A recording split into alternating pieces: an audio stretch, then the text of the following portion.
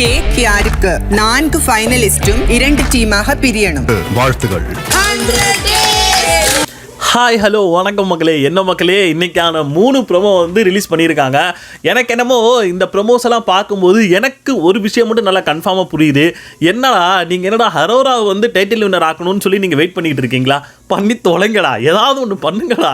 என்னமோ நினச்சிருக்கீங்க, அதை நீங்கள் பண்ணணும்னு சொல்லி நினச்சிட்டீங்க, சரி பண்ணுங்க அப்படின்ற மாதிரி தான் இருக்குது. ஸோ அது மட்டும் இல்லாமல் இன்றைக்கான ப்ரோமோவில் பார்த்தீங்க அப்படின்னா கனி விக்ரமை வந்து வெறுக்கிறாங்களா, அவாய்டு பண்ணுறாங்களா அப்படின்ற மாதிரியான ஒரு கேள்வி நமக்குள்ளேயும் வருது.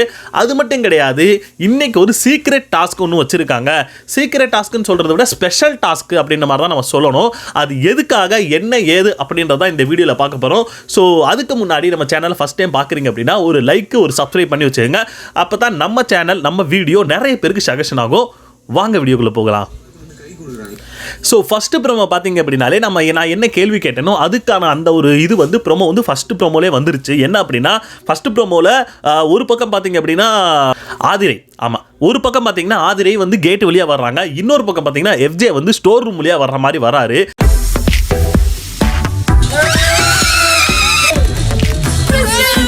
ஸோ இது ஒரு இதாக இருக்கட்டும். இன்னொரு பக்கம் பார்த்தீங்க அப்படின்னா சுபிக்ஷா அண்ட் கனி, இவங்க 2 பேர் வர்றாங்க. ஸோ வரும்போதே பார்த்தீங்க அப்படின்னா அவங்க ஏதோ ஒரு மைண்ட் செட்டோட தான் வந்திருக்காங்க. என்னன்னா விக்ரம் கிட்ட பேசக்கூடாது, விக்ரம் கிட்ட வந்து அந்த அளவுக்கு வந்து டச் வச்சுக்க கூடாது அப்படின்ற மாதிரி யோசிச்சு தான் உள்ள வந்திருக்கிற மாதிரி தெரியுது ப்ரோமோல. சரியா? ஸோ இதை பார்த்த உடனே நம்ம விக்ரம் என்ன யோசிக்கிறாரு, என்னடா வந்தோடனே சாதாரணமாக ஒரு கை கொடுக்குற மாதிரி கை கொடுத்துட்டு போகிறாங்க, நம்மளோட பழக்க வழக்கம் அவ்வளோதானடா, எவ்வளோ நல்லா பழகி இருந்தோம். குறிப்பாக சுபிக்ஷா ஒரு பக்கம் மூஞ்சியை தூக்கிட்டு போகிறா, கனி ஒரு பக்கம் மூஞ்சியை தூக்கிட்டு போகிறாங்க, என்ன நடக்குதுன்னு எனக்கு புரியலடா அப்படின்னு சொல்லி சபரிக்கிட்ட உட்காந்து புலம்பிக்கிட்டு இருக்காருங்க. என்ன சொல்கிறாரு, மூஞ்சை பார்த்து வந்து கை கொடுக்குறாங்க, அப்படியா பழகணும், அவன் வந்து முறைக்கிறா, கனியும் வந்து முறைக்கிறான். யாடா வர்றவன் போகிறவெல்லாம் விக்ரமே போட்டு அடித்தா அந்த மனுஷன் என்னதான் பண்ணுவான் பாவம். ஒரு பக்கம் என்னடானா வியானா வாரம் ஃபுல்லாக வச்சு அடிக்கிறா, இன்னொரு பக்கம் என்னடானா கனி வந்தால் நல்லா இருக்கும், கனியோட மீன் குழம்பு நல்லா இருக்குன்னு சொல்லிக்கிட்டு இருந்த விக்ரமுக்கு கனியே வந்து எதுவுமே கண்டுக்கலைன்னு சொல்லும்போது அவர் ஒரு மாதிரி என்ன சொல்கிறது, ஒரு மாதிரி மனக்குமுறலுக்கு வந்து ஆளாகிட்டு இருக்காரு. இதில் விக்ரம் வந்து கேட்டுட்டாரு கனிக்கிட்ட, என்ன கனி என் மேலே எதுவும் கோவமா அப்படின்னு கேட்டால் நோ அப்படின்ட்டு அவங்க அந்த பக்கம் போயிட்டாங்க. ஏதோ ஒரு காண்டில் தான் வந்திருக்காங்கன்ற மாதிரி இந்த ப்ரோமோல தெரியுது. சரிங்களா? ப்ரோமோல தெரியுது. அப்புறம் பின்னாடி நம்ம விக்ரம் முன்னாடி நின்றுட்டு இருக்காரு, பின்னாடி கனி ஒரு பக்கம் வெளியே போனா தான் எல்லாம் தெரியும் அப்படின்ற மாதிரி விக்ரம வெறுப்பேற்றுறதுக்காகவே சொன்ன மாதிரி தான் இருந்துச்சு. வெளியில போனாதான் நிறைய தெரியும். ஸோ இதில் 2வது ப்ரோமோ தான் நம்ம பார்க்க வேண்டிய அதாவது முக்கியமான ப்ரோமோ. என்ன அப்படின்னா இவனுக்கு வந்து அரோரா வந்து டாப், அதாவது அந்த டைட்டில் வின்னர் அடிக்க வைக்கணுன்றதுக்காக எவ்வளோ முட்டு கொடுக்குறானுங்கன்னு சொல்லி நேற்றுலேருந்தே நம்ம பார்த்துக்கிட்டு இருந்தோம். ஏன் அப்படின்னா நேற்று 1 hour ஷோவில் அவ்வளோ நேரம் துஷார் அரோராவை பற்றினான அந்த ஒரு கண்டென்ட் தான் போய்கிட்டே இருந்துச்சு. என்னங்கடா உங்கள்கிட்ட வேறு கண்டென்ட்டே இல்லையா, வேறு எந்த கண்டென்ட்டுமே உங்கள்கிட்ட இல்லையா, இவங்கள தான் காட்டணுமா, அப்படி என்னடா இவங்க பண்ணிட்டாங்க, ஏன்னா காவிய காதல் வளர்க்குறாங்களா, ஏண்டா என்ன எச்சவலாக பார்த்துக்கிட்டு இருக்கீங்கன்ற மாதிரி தான் இருக்குது. ஸோ இன்னைக்கான 2வது ப்ரோமோலையும் இதுதான் முழுக்க ஓடிக்கிட்டு இருக்கு. அதுலயும் பின்னாடி ஒரு பேக்ரவுண்ட் மியூசிக் போட்டாங்க பாருங்க, ஐயா என்ன பேக்ரவுண்ட் மியூசிக், வேற லெவல் அப்படின்ற மாதிரி தான் இருந்துச்சு. ஸோ என்ன நடந்திருக்கு அப்படி பார்த்தீங்கன்னா துஷார் அண்ட் அரோரா என்ன சொல்றது, அந்த கேப்டன் ரூம்ல உட்காந்து பேசிக்கிட்டு இருக்காங்க. அப்போ எனக்கு ஒரு கன்ஃபியூஷன் வந்துச்சுங்க. என்னன்னா அரோரா அதாவது பார்த்தீங்க அப்படின்னா பண்டலா யாரு துஷாருக்காக ஒவ்வொரு இதுலையுமே எழுதி வச்சிருக்காங்க. பார்த்தீங்க அப்படின்னா ஒரு ரவுண்டாக ஒரு அட்டை இருக்குது, அதில் எழுதி வச்சிருக்காங்க. நேற்று பார்த்தீங்க அப்படின்னா ஒரு பேப்பரில் ஃபுல்லாக பாட்டு எழுதி வச்சிருக்காங்க. எனக்கு ஒரே ஒரு டவுட்டு தான், அதாவது கானா வினோத் பாட்டு எழுதுறதுக்கு பேனா வச்சு எழுதிக்கிட்டு இருந்தா விரட்டி பிடிச்சி எல்லா பேனாவையும் வாங்கி வச்சுக்கிற பிக் பாஸ் அரோரா எந்த பேனா வச்சு எழுதுனாங்கன்னு சொல்லி இத்தனை பேப்பரில் அவங்க எழுதி வச்சிருக்காங்க. அரோரா எழுதும்போது உங்களுக்கு தெரியலையா பாஸ்? இல்லை நான் கேட்குறேன், அரோரா எழுதும் போது உங்களுக்கு கண்ணுக்கு தெரியலையா? கானா வினோத் எழுதும்போது மட்டும்தான் உங்களுக்கு தெரிஞ்சா? கானா வினோத் ஒரு பாடல்கள் எழுதுறாரு, அதை வச்சு என்ன சொல்கிறது, வீக்கெண்டில் விஜய் சேதுபதிக்கு பாட்டாவும் பாடுறாரு, எல்லாமே பண்ணுறாரு. அவருடைய வேலையே அதுதான், அவருடைய திறமையும் அதுதான். ஆனால் அதை வளர்க்க விடலையா அவங்க. அதாவது இன்னைக்கான ஒரு ஷோவில் வந்து யார் ஜாக்லின் வந்து யாருக்கிட்ட நம்ம கானா வினோத்துக்கிட்ட பேசுகிற மாதிரி ஒரு ஷோ இருந்துச்சுங்க. அதில் ஜாக்லின் ஒரு விஷயத்த சொல்கிறாங்க. என்ன அப்படின்னா போன சீசனில் ஜெஃப்ரி கூட இதுக்காகவே ஒரு நோட்டும் பேனாவும் வாங்கி வச்சு எழுதிக்கிட்டே இருப்பான் அப்படின்ற மாதிரி ஒரு வார்த்தையை சொல்கிறாங்க. இதை கேட்டு கானா வினோத்துக்கு ஆச்சரியமாக போச்சு, என்னது ஜெஃப்ரி எழுதுனானா அப்படின்ட்டு. ஆனால் என்கிட்ட இருந்து மட்டும் பறந்து பறந்து வந்து எல்லா பேனாயும் வாங்கிட்டு இருந்தாங்க. ஆனால் ஜெஃப் போன சீசனில் மட்டும் கொடுத்துருக்காங்கன்னா அப்போ நான் மட்டும் என்ன ஈனா வானாவான்னு கேட்குறேன் அப்படின்ற மாதிரி தான் அவருடைய ரியாக்ஷன் இருந்துச்சு. நேற்று நம்ம யார் ஜாக்லின் கிட்ட வினோத் பேசும்போது அதே தான் டவுட் எனக்கும் வருது. ஏன் இந்த அம்மா வளைச்சு வளைச்சு இத்தனை பேனா வச்சு எழுதி வச்சிருக்கே, அப்போ தெரியலையே நம்ம பிக் பாஸுக்கு.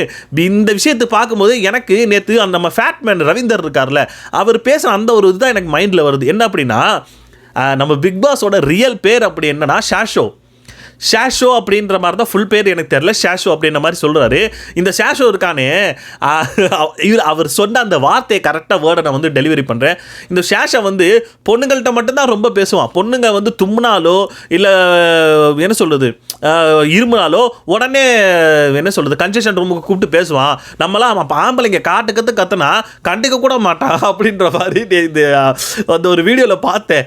ஆனால் அது ஏதோ உண்மைதாங்க, அது இதில் நல்லா கிளியாரிட்டியாக புரிஞ்சிருச்சு. கானா வினத்து அவ்வளோ பாட்டு எழுதக்கூடிய அந்த மனுஷங்கிட்ட இருந்து வளைச்சு பேனா பிடுங்குற நீ, இந்த அம்மா வளைச்சு எழுதியிருக்கேயா, எங்கிட்ட இருந்து பார்த்தாலும் ஒன்னொன்னா எடுத்து கொடுத்துக்கிட்டு இருக்கு.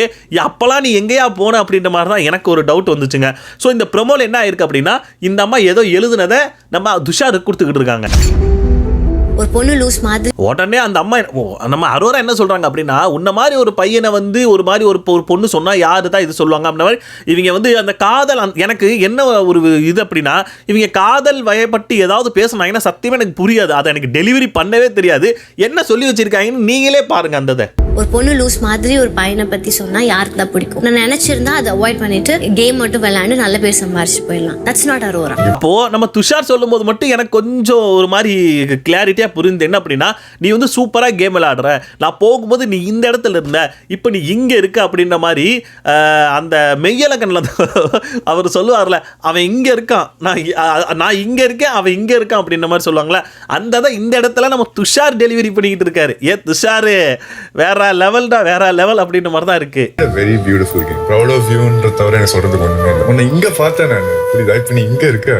அதுல ஒரு விஷயம் சொல்றாருங்க, என்ன அப்படின்னா, இந்த வீட்டுக்குள்ள இத்தனை பேர் இருக்கும், ஒரு வீட்டுக்குள்ள இது அப்படி இப்படின்னு சொல்லி இதுக்குள்ளேயே நம்ம கிட்ட ஒரு நல்ல ஒரு பாண்டிங் கிரியேட் ஆகுதுன்னா அது நல்லா தான் இருக்கு அப்படின்னு சொல்லி ஒரு கட்டியும் ஹக்கும் பண்றாங்க. அதுலயே இவ்வளோ பியூட்டிஃபுல்லான பாண்ட்ஸ் கிரியேட் ஆகுதுன்றது இட்ஸ் வெரி ரேர். ஆனால் எனக்கு இந்த ஒரு விஷயம் தான் எனக்கு ஒரு விஷயம் புரியவே இல்லை. இவங்க எதை கிரியேட் பண்ணி எதை இவங்க வந்து சரி பண்ணுறதுக்கு பார்த்துக்கிட்டு இருக்காங்கன்னு தெரில.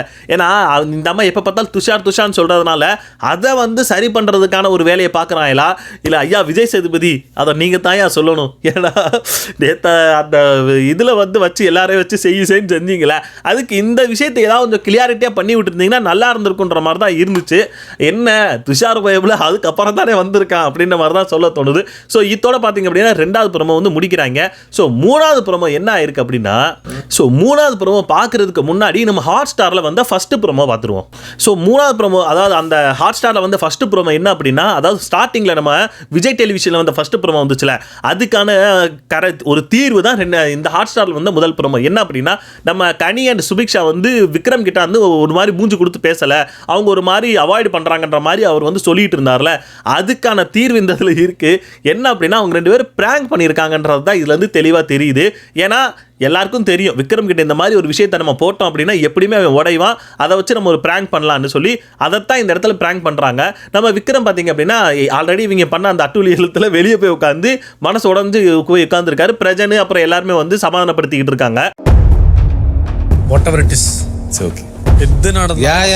அதுக்கப்புறம் உள்ளேயும் காட்டுறாங்க. அதாவது கனி அண்ட் சுபிக்ஷா பார்த்தீங்க அப்படின்னா எந்த அளவுக்கு அதை வந்து நம்ம வந்து மெயின்டைன் பண்ணி கொண்டு போகணுமோ அதை வந்து மெயின்டைன் பண்ணி உள்ள கொண்டு போயிட்டு இருக்காங்க. அதாவது விக்ரம் மேல கோவமா இருக்கிற மாதிரி காட்டுறதுக்கு. நாங்க வந்து இப்படி சொல்றோம்னா அப்ப எவ்வளவு ஹர்ட் ஆயிருப்போம்னு உனக்கு புரியுது இல்ல? ஸோ அதுக்கப்புறம் தான் இது பிராங்க் அப்படின்னு சொல்லி நம்ம சுபிக்ஷா தாவி குதிச்சு கட்டி பிடிக்கிறது என்ன, விக்ரம கனி வந்து கட்டி பிடிக்கிறது என்ன, அப்பதான் விக்ரமுக்கு ரியலைஸ் ஆகுது, யோ இது பிராங்காயா, ஏயா வர்றவன் பரவல என்னையே போட்டு நோட்டுனா நான் என்னதாயா பண்ணுவேன், ஒரு பக்கம் வெள்ளால ஒரு வாரம் வச்சு ஊற வச்சு அடிச்சுக்கிட்டு இருக்கா, வந்த முதல் நாள்ல நீங்களும் வாயா அப்படின்ற மாதிரி விக்ரம் ஒரு மாதிரி என்ன சொல்றது நார்மல் ஆயிட்டாப்ல.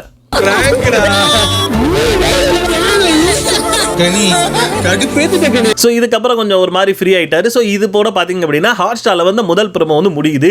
ஸோ அதுக்கப்புறம் தான் மூணாவது ப்ரோமோ விஜய் டெலிவிஷனில் மூணாவது ப்ரோமோ. இது யார் பார்த்தீங்க அப்படின்னா, அதாவது மொத நாள் வந்து நீங்கள் பண்ணதுக்கே நான் எவ்வளோ கடுப்பானேன், ஒரு வாரமா வச்சு அந்த அம்மா பண்ணிக்கிட்டு இருக்கேன்னு சொல்லி நம்ம வியானா தான் இந்த இடத்துல 3வது ப்ரோமோல பேசிக்கிட்டு இருக்காங்க. யாரு? விக்ரம் கனி கிட்ட. ஸோ இந்த இடத்துல தான் விக்ரம் ஒரு விஷயம் சொல்றாரு. என்ன அப்படின்னா, அதாவது வியானா வந்து ஒரு வாரம் என்னை வந்து ஹர்ட் பண்ணணும், வெளியே இருந்து பார்த்து என்னை ஹர்ட் பண்ணணுன்றதுக்காகவே உள்ள வந்து என்னை வந்து ஒரு வாரமா வச்சு ஹர்ட் பண்ணிக்கிட்டு இருக்கா அப்படின்ற மாதிரி தான் சொல்றாரு. அது என்னமோ உண்மைதான். இதுல வந்து விஜய் சேதுபதி சொன்னதை நான் ஏத்துக்க தான் செய்யணும். விக்ரம் வந்ததுல இருந்தே போட்டு ஊற வச்சு அடிக்கிறது முதல் பார்த்தீங்க அப்படின்னா அது வியானா தான். ஸோ அதைத்தான் இந்த இடத்துல இவர் மென்ஷன் பண்ணிட்டு இருக்காரு. ஃபேமிலிலாம் பார்த்துட்டு இருக்க ஒரு ஷோவில் ஹர்ட் பண்ணணும்னு தெரிஞ்சு ஹர்ட் பண்ணுறதை பார்த்துட்டு இந்த வாரம் ஃபுல்லாக ஹர்ட் பண்ணேன். ஒரு விஷயம் சொல்றாரு, 90 நாளைக்கு மேல நான் இந்த வீட்டில் வந்து எஃபோர்ட் போட்டு நான் விளையாண்டுக்கிட்டு இருக்கேன்.